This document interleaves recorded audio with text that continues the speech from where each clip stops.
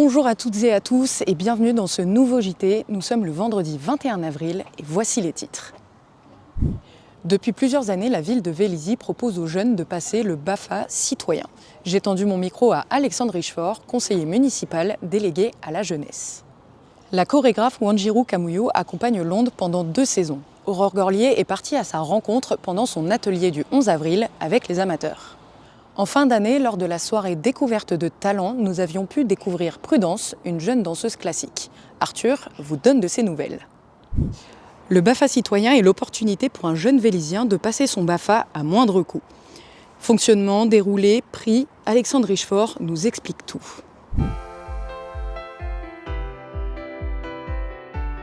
Alors le dispositif BAFA citoyen fait partie du panel de dispositifs citoyens à disposition de la jeunesse. Aujourd'hui, le BAFA citoyen, c'est très simple. Il s'agit d'aider les jeunes à financer leur BAFA en échange d'heures rendues dans le cadre de leur stage pratique à la ville de Vélizy, soit au niveau des événements jeunesse, soit à la direction de l'éducation, dans l'encadrement des centres de loisirs pendant les vacances ou d'autres activités. Il va coûter 80 € aux jeunes, plus les 60 heures citoyennes dues à la ville. Mais ces 60 heures citoyennes dues à la ville, quelque part, c'est vraiment du gagnant-gagnant parce que c'est l'assurance aussi pour le jeune d'avoir d'entrée de jeu son stage pratique. Sinon, il doit trouver dans la filière normale lui-même son stage pratique. On est sur 12 jeunes à date qui, depuis le début de l'année, ont fait ce choix d'embrasser le dispositif BAFA citoyen. Depuis que nous avons mis cela en place, du coup, on est à peu près sur une centaine de jeunes qui ont permis d'enrichir les rangs des titulaires du BAFA sur la ville de Vélizy et du pool d'animateurs qui sont à notre disposition pour permettre à nos jeunes de passer des vacances ou des journées de loisirs les plus sympas possibles. C'est vraiment une chance aussi pour nous de pouvoir mener à bien ce dispositif, de pouvoir aussi avoir des jeunes qui sont candidats pour le faire. Il y a pénurie d'animateurs aujourd'hui en France. C'est une filière en souffrance. Donc c'est là aussi notre petit coup de pouce à la filière, essayer de booster le nombre de jeunes attirés par la profession. Les grandes étapes sont tout d'abord l'acte de candidature, le passage devant un jury composé d'agents de la ville et d'un élu qui vont vérifier les motivations, qui vont vérifier qu'il ne s'agit pas juste des parents qui ont poussé un peu trop fort le jeune à venir passer son BAFA. Voilà. Derrière ceux qui ont été retenus, ils vont continuer avec une première étape qui va être la formation théorique. La formation théorique, pendant une semaine, pendant les vacances, ils vont se réunir avec notre organisme formateur dans les locaux de la ville pour apprendre les bases et les rudiments du métier. Donc voilà, pendant une semaine, ils vont être focalisés là-dessus, avec l'œil bienveillant de nos animateurs de la ville, mais aussi de professionnels de l'organisme que l'on sollicite, en l'occurrence la Focale. Et après, le stage pratique, les 60 heures, donc qui vont être rendus sur la ville, soit sur des événements au fil de l'eau, dans le cadre de la jeunesse, soit pendant les vacances, dans les centres loisirs, ou aussi sur les activités jeunesse.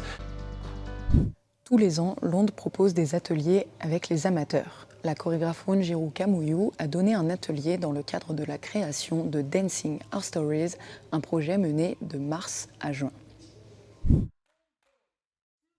De la formation d'enseignants à la programmation de spectacles à Londres, en passant par des workshops menés avec les élèves du Conservatoire de Versailles Grand Parc, la première chorégraphe associée de Londres, Wanjiru Kamuyu, tisse de nombreux liens sur notre territoire. Londres est scène conventionnée pour la danse depuis 2018 maintenant, donc on reçoit des subventions de la part du ministère de la Culture pour développer un programme en faveur de la danse. Donc ça passe par l'accueil de spectacles de danse, on a, comme tout le monde le sait maintenant, sur le territoire un gros temps fort de danse en mois de novembre, mais il y a aussi d'autres spectacles qui arrivent en cours d'année, et aussi par le soutien aux artistes chorégraphes. Donc ça passe par l'accueil de ces spectacles, mais aussi ce qui est très important pour les artistes, bon, ils ont besoin forcément également de la coproduction, de l'argent pour bâtir leur projet. Et deux, ce qui est très important pour eux, c'est l'accueil en résidence au plateau, pour qu'ils aient des lieux de répétition. Et le troisième volet qui est très important, c'est la rencontre avec le public. Donc souvent, l'artiste que l'on accompagne nous accompagne également par sa présence sur le territoire, auprès de nos publics, à travers différents projets. Suite à l'appel à participation de l'Onde lors du dernier festival Immersion Danse, une vingtaine d'amateurs ont répondu présents pour participer à ce projet. On a vu le spectacle de la chorégraphe et on a tout de suite eu envie de participer quand on a su qu'elle faisait un projet amateur. Un projet intitulé Dancing House Stories, mené avec des amateurs de mars à juin, que vous pourrez découvrir au cours du temps fort Lumière en juin 2023. Les voici donc réunis ce 11 avril pour leur deuxième atelier de 3 heures sur 5 avec la chorégraphe. Je suis Wanjiro Kamoyo, je viens du Kenya et les États-Unis. Je suis Kenyan-American j'habite à Paris depuis 15 ans. Je suis chorégraphe, danseuse, actrice, chanteuse, voilà. Pour moi, c'est plutôt le travail de sensation, de vibration de l'intérieur vers l'extérieur. C'est la voix, c'est les paroles et le mouvement du corps. C'est ça qui fait partie de mon univers. Donc, essayer d'aller dans les histoires imprimées dans nous et essayer de traverser la danse appuyant sur ces histoires-là, en fait. Moi, j'ai essayé de créer un espace de libération, un espace où tu es libre d'être toi et de libérer l'intérieur de toi, tout le stress en vient avec à la fin de la journée et aussi de donner énergie positive et énergie solaire à eux et donner la confiance que chaque geste qu'ils font, c'est valable, c'est beau et c'est la danse. Donc voilà, on est là pour s'amuser, pour avoir le plaisir. Des amateurs de tout âge et horizon, composés d'enseignants, d'élèves de l'école de musique et de danse, de spectateurs et plus encore, ont dansé ce soir-là leurs histoires. Donc Dancing House Stories, pour nous, ça signifiait qu'on allait exprimer en fait nos histoires intimes ou pas à travers la danse, donc à travers nos corps, nos mouvements, etc.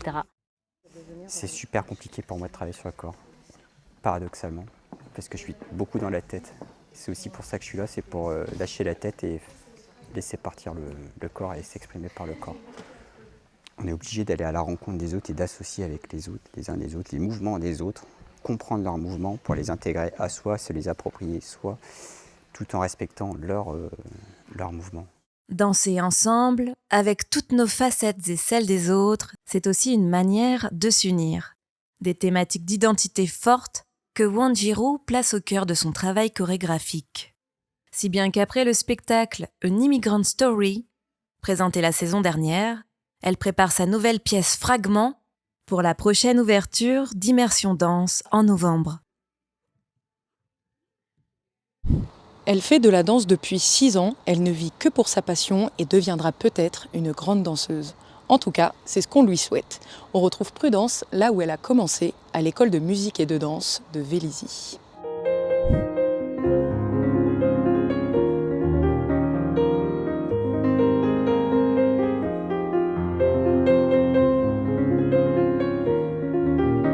Prudence, c'est elle. Vous la connaissez peut-être déjà, puisqu'elle a fini première ex-aequo au concours de jeunes talents. J'adore les concours et puis j'avais envie de montrer que j'aimais ça.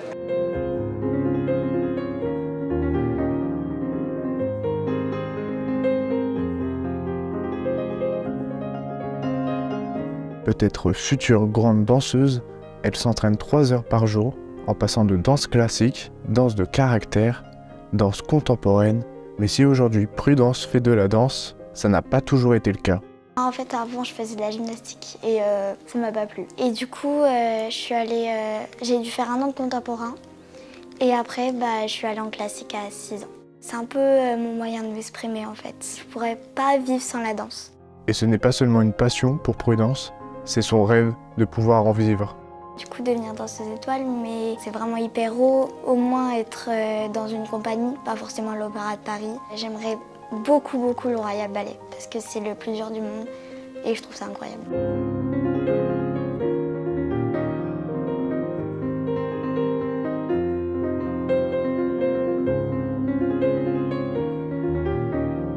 Ma danseuse étoile préférée, c'est Lunina Paghiello. Je trouve en fait, quand elle danse, elle devient un peu comme une poupée, elle est incroyable. Comme danseur étoile, c'est plutôt Germain Louvet. J'ai fait du figurant à l'Opéra de Paris, c'était pour le Rouge et Noir, la dernière création de Pierre Lacotte. Et j'ai vu Germain Louvet et je pensais pas qu'il serait aussi gentil. Il est tellement gentil et il danse très bien. Et même que tout le monde dit qu'il lève la jambe plus haut que les filles, en fait, il est très très souple. La danse est un milieu qui demande de la rigueur, et Prudence le sait, mais elle compte bien réaliser ses rêves, et on lui souhaite.